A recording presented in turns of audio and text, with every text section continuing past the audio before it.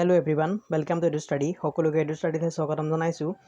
বন্ধুসকল কোনখন চহৰ কোনখন নদীৰ পাৰত অৱস্থিত তাৰ এইটো হৈছে থাৰ্ড পাৰ্ট আৰু এই থাৰ্ড পাৰ্টটো এইটো থাৰ্ড পাৰ্টত আমি কেইখনমান উল্লেখযোগ্য চহৰ ভাৰতবৰ্ষৰ উল্লেখযোগ্য চহৰৰ নাম চাম আৰু সেই চহৰ কেইখন কোনখন নদীৰ পাৰত অৱস্থিত সেইটো চাম। গতিকে বন্ধুসকল ভিডিওটো স্টাৰ্ট কৰাৰ আগতে আপোনালোকক অনুৰোধ জনাইছো যে এতিয়ালৈকে যদি আপোনালোকে এডু ষ্টাডি চেনেলটো সাবস্ক্ৰাইব কৰা নাই তেনেহলে অতি শীঘ্ৰে সাবস্ক্ৰাইব কৰি ল'ব আৰু ওচৰত থকা বেল আইকনটো প্ৰেছ কৰি অল অপচনটো সিলেক্ট কৰি ল'ব যাতে আগলৈ এনে ধৰণৰ ভিডিঅ'ৰ নটিফিকেশ্যন আপোনালোকে অতি সোনকালে পাই থাকে।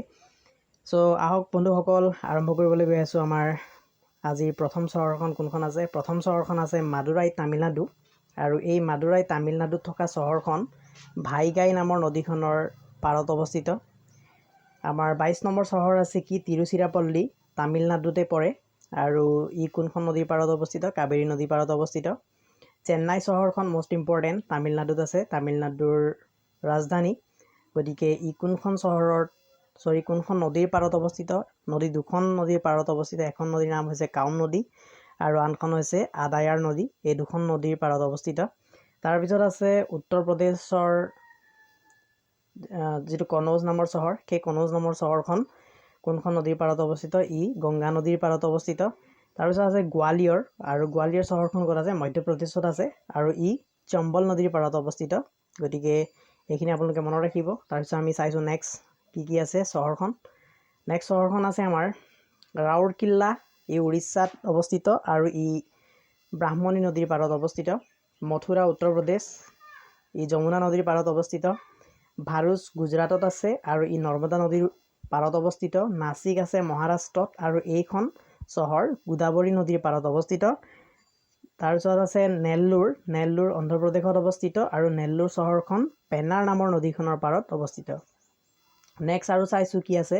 নেক্সট আছে অমৰাৱতী, যিখন অন্ধ্ৰপ্ৰদেশৰ প্ৰস্তাৱিত ৰাজধানী আৰু এই চহৰখন কৃষ্ণা নদীৰ পাৰত অৱস্থিত।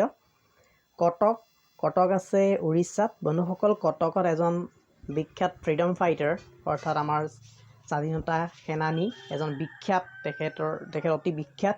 তেখেতৰ নামটো মই নকওঁ, আপোনালোকে কমেণ্টত লিখক কোন আছিলে তেখেতৰ জন্ম হৈছিলে কটক চহৰত আৰু সেই উৰিষ্যাৰ যি কটক চহৰ আছিলে সেইটো মহানদীৰ পাৰত অৱস্থিত। ভাগলপুৰ বিহাৰ এখন গংগা নদীৰ পাৰত অৱস্থিত।